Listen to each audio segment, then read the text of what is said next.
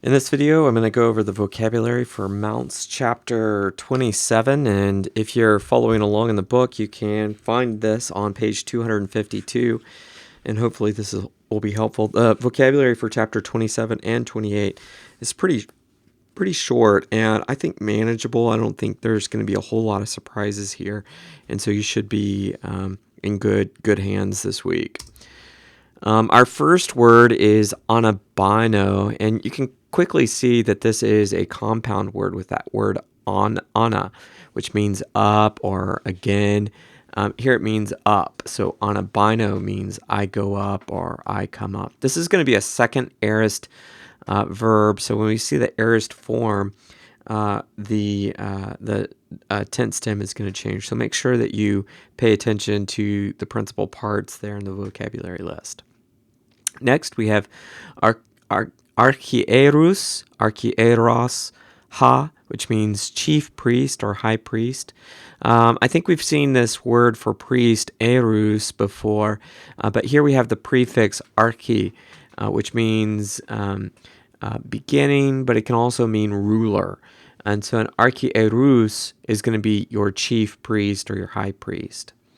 Third, we have dexias, daxia, daxian, which means right.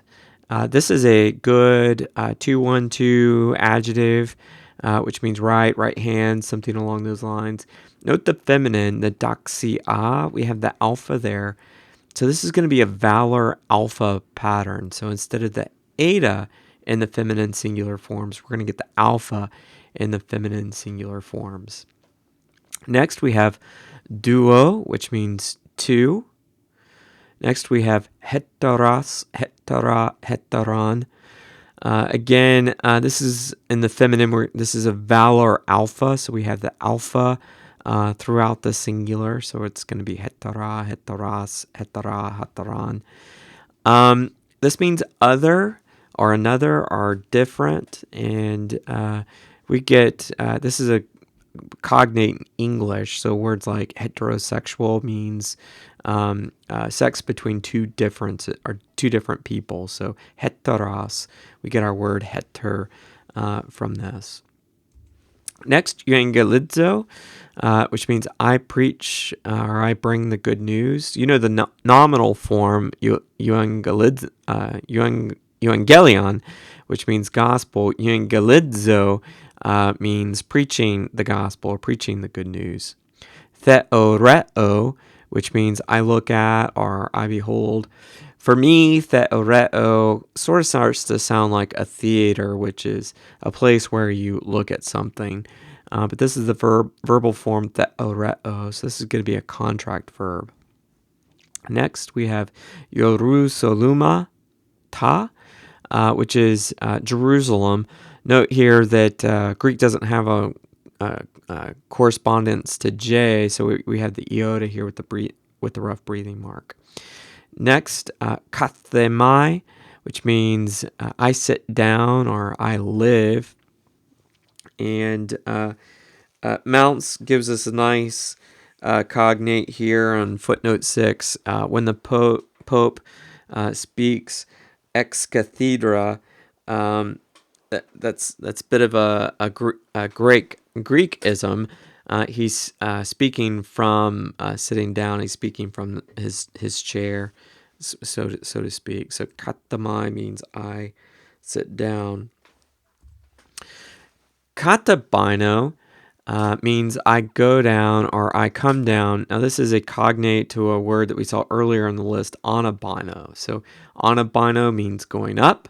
Katabino means coming down or going down. So again, it's going to follow the same type of tense stem changes that we see in anabino. So make sure that you pay attention to the principal parts. The next word on our list is who, which means where. Next we have parakaleo, which means I call, I urge, I exhort, I comfort. We've seen kaleo, which means I call or I invite. This is a compound word, parakaleo, which means I comfort or I exhort. Petho means I persuade, And this is an interesting verb when you look at the principal part. So how it parses is interesting. So patho, following patho, you would usually anticipate some type of infinitive coming out of after patho. So I persuade to do something or the other. Finally, on our vocabulary list, we have trace, and then the feminine form, or I'm sorry, this is the neuter form is going to be tria. So this is going to be a two-termination adjective. So trace and then tria. That's it. That's our vocabulary for Mounce chapter 27. Like I said, it's fairly short compared to other vocabulary lists, so I think you shouldn't have too much difficulty. And there's a lot of holdover from earlier chapters, so it should be pretty straightforward to learn.